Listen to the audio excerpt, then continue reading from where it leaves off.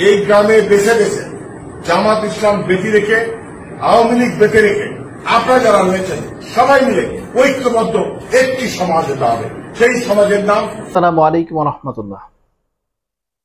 নতুন একটি সমাজ এসেছে, সেটা হচ্ছে বিএনপি সমাজ।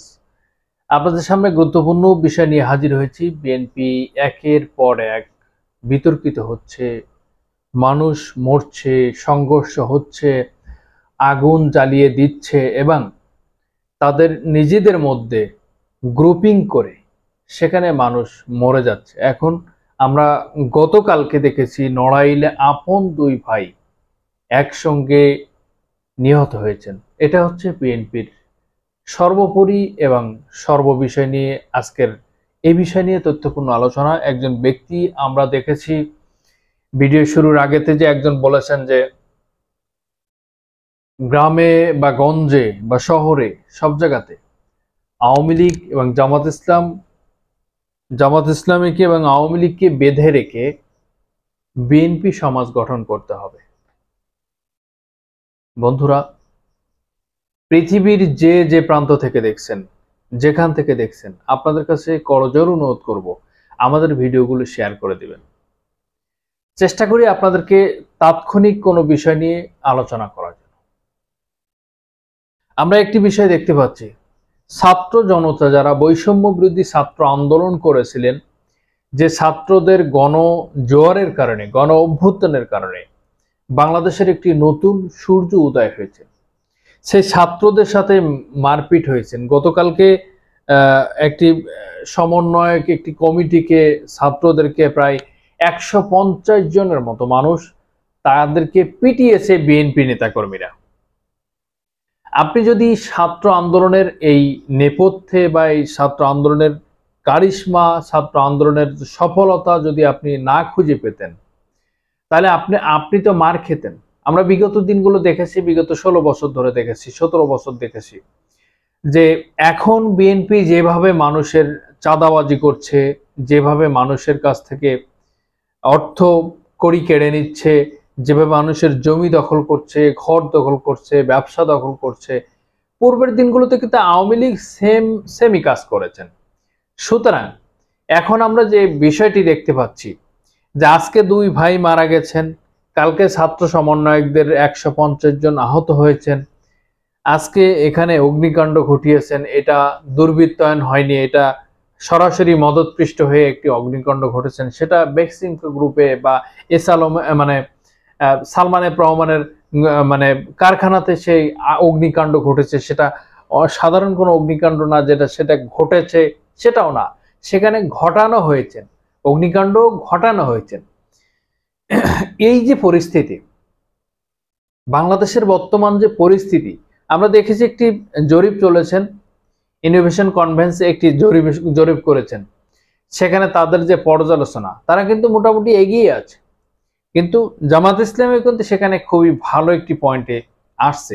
বিগত 17 বছর আগে বা 16 বছর আগের যে পরিবর্তন ছিল, তাছাড়া অনেক গুণে জামাত ইসলামের একটি শক্তিশালী একটি গ্রহণযোগ্যতা নিয়ে জামাত ইসলামী সামনে এগোতে যাচ্ছে। ইতিমধ্যে বিএনপি পন্থী অনেকেই বা ইসলাম বিরোধী, যারা ইসলাম মানতে নিজের পক্ষে সমস্যা হচ্ছে, নিজের টেন্ডারবাজি করতে সমস্যা হবে, নিজের মদ খেতে সমস্যা হবে, নারীবাজি করতে সমস্যা, ধর্ষণ করতে সমস্যা, দুর্নীতি করতে সমস্যা, এই বিভিন্ন সমস্যার কারণে যারা ইসলামকে পছন্দ করেন না, কারণ ইসলাম পছন্দ করলে তাদেরকে এই কলুষিত জীবন থেকে, অন্ধকারাচ্ছন্ন জীবন থেকে আলোর দিকে ধাপিত করানো হবে। সেক্ষেত্রে ইসলাম পছন্দ না করার মূল কারণ হচ্ছে এইগুলা, যার কর্তৃত্ব, নেতৃত্ব এবং সকল কিছুকে আনুগত্যের মাধ্যমে আসবে, সেটাকে তার পছন্দ হচ্ছে না। সুতরাং আমরা বিগত দিনগুলো কিভাবে দেখেছি, আওয়ামী দুঃশাসন, দুর্বৃত্তায়ন, খুনি, স্বৈরাচারী যে ফ্যাসিজম, সেটাকে প্রবাহমান, যেভাবে চলমান, গতিশীল ছিল, সেটাও বর্তমান দেখছি। তবে সেটার একটু পার্থক্য হচ্ছে, তখনকার সময় সরাসরি আওয়ামী বাহিনীর যে পুলিশ ছিল, পুলিশ লীগ ছিল বা আফসোস লীগ ছিল, সেটা কিন্তু সেখানে সরাসরি মদত দিত, সরাসরি কার্যক্রম করত, সরাসরি জড়িত ছিল। তারা কিন্তু এই বাণিজ্যিক খাতে পুলিশ কিন্তু ব্যাপক একটা ভূমিকা পালন করেছে। সকল ক্ষেত্রে বাণিজ্যিক খাত বলতে এই জন্য যে তারা কিন্তু সবসময় ব্যবসা বাণিজ্য, ঘুষ, দুর্নীতির উপরে সবসময় পুলিশ প্রশাসন বা পুলিশের যারা দায়িত্বশীল ছিলেন, কনস্টেবল থেকে শুরু করে আপনি সবাইকে দেখতে পাবেন যে একই অবস্থানে তারা চলে গেছে। সুতরাং তাদের ব্যবসা নাই, তাদের এখন কার্যক্রম নাই, তাদের ব্যবসা নাই, তাদের এখন তৎপরতা নাই, তাদের আয় নাই, তাদের এখন ভালো মানে মানুষের পাশে দাঁড়ানো, মানুষকে সহযোগিতা করা, আসামি ধরা, এই ধরনের কোনো কর্তৃত্ব তারা এখন মনে করছেন না তাদের আছে বলে। এটা হচ্ছে বড় ব্যর্থতা। মানে তাদেরকে খাওয়ায়ে পড়ায়ে তাদেরকে যে অবস্থায় তৈরি করছে, তারা একটা হিংস্র প্রাণীতে রূপ ধারণ করেছে। হয় টাকা খেতে হবে, বাণিজ্য করতে হবে, না হয় আপনাকে মানুষ খুন করতে হবে। এই দুইটা জিনিসের সমন্বয়ে পুলিশ গঠন করে গেছেন ফ্যাসিস্ট খুনি হাসিনা। সুতরাং আমরা যেটা দেখতে পাচ্ছি, বাংলাদেশের একটা মানুষ চাচ্ছিল, একদল মানুষ চাচ্ছিল বা এক ধরনের মানুষ চাচ্ছিল যে বাংলাদেশের একটি দুর্বৃত্তায়ন চলে গেছে দূরে, আরেকটি দুর্বৃত্তায়ন যেন না আসে বা না সৃষ্টি হয়। আমাদের সকলের পরিবার, সকলের পরিবর্তনকে এমনভাবে তৈরি করতে হবে। আমরা কেন এমনভাবে দেশের রূপান্তরিত করছি, যে দেশের মধ্যে অরাজক সৃষ্টি করছি, আন্দোলন সৃষ্টি করছি, গুণ সৃষ্টি করছি, কোটা মানে বিরোধী আন্দোলন নিয়ে শুরু করছি।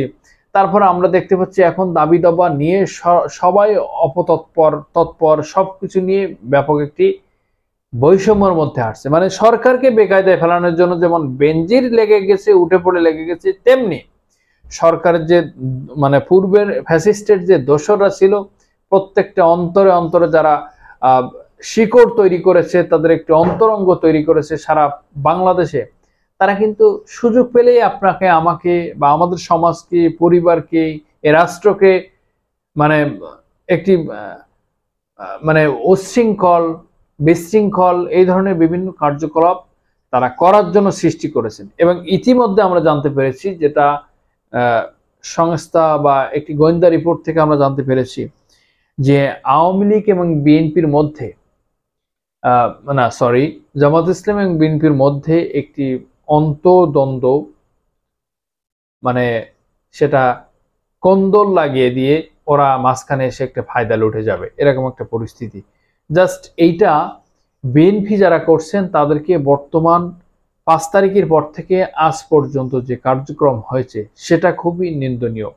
যদি তারা ক্ষমতায় থাকতেন, দুর্বৃত্তায়নের সেই রাজত্ব থাকতেন, ফ্যাসিজম কায়েম করতেন, তাহলে আমার কোনো কথা ছিল না, তারা ক্ষমতায় আছেন বা তাদের এখন সময় এসেছে, তারা কেন করবে না? আওয়ামী লীগ তো করে গেছে, এরা কেন করবে না? এই বিষয়গুলো তো আসেনি, কিন্তু তারপরেও তারা যে কাজ করছে, মনে হচ্ছে তারা ক্ষমতায় অলরেডি বসে আছে। এখন অনেকে বলছে আবার জামাত ইসলামী তো আসলে আকাশ কুসুম স্বপ্ন দেখে, জামাত ইসলামী কেন এই ধরনের কাজ করবে না, জামাত ইসলামী কেন দেশের স্বাধীনতা বিরোধী একটি শক্তি, জামাত ইসলামী বাংলাদেশের একটি লোভী দল, তারা যখন ক্ষমতা আসার চেষ্টা করে তখন এর ঘাড়ে উঠে, ওর ঘাড়ে উঠে ক্ষমতায় যাওয়ার চেষ্টা করে। এই ধরনের বিভিন্ন কথাবার্তা তারা মানুষ বলছে, মানে সমালোচনা আলোচনা। এটা আপনি যারা সমালোচক, তারা আপনি টেকনাফে বসে তেতুলিয়া পর্যন্ত দেখতে থাকে, কাকে সমালোচনা করতে হবে, কার বিরুদ্ধে কথা বলতে হবে, কিভাবে বলতে হবে, এটা নিয়ে কোথায় বললে ভালো একটি পরিবেশ তৈরি হবে, একটি বাহবা পাওয়া যাবে বা এটা ছড়িয়ে যাবে সারা বাংলাদেশ। এই ধরনের বিভিন্ন সমালোচক এই কাজটি করবে, কারণ বাঙালি তো আমরা কাজের দিক থেকে যতটুকু পারি, লেখার দিক থেকে যতটুকু পারি, তার চেয়ে মুছতে পারি বেশি। সুতরাং আমাদের বিষয়, আমাদের বস্তু, আমাদের বস্তুত্ব, আমাদের সার্বভৌমত্ব, সকল কিছু আপনার আমার সকলের দায়িত্ব পালন করার জন্য। এই জন্য আসুন দেশকে ভালোবাসে, দেশের মান উন্নয়ন করি, নিজে তৈরি হই, দেশকে তৈরি করি এবং এদেশটাকে একটি উন্নয়নশীল রাষ্ট্রে পরিণত করার জন্য সকলেই বদ্ধপরিকর পরিকল্পনা নিয়ে সামনে এগোতে থাকি।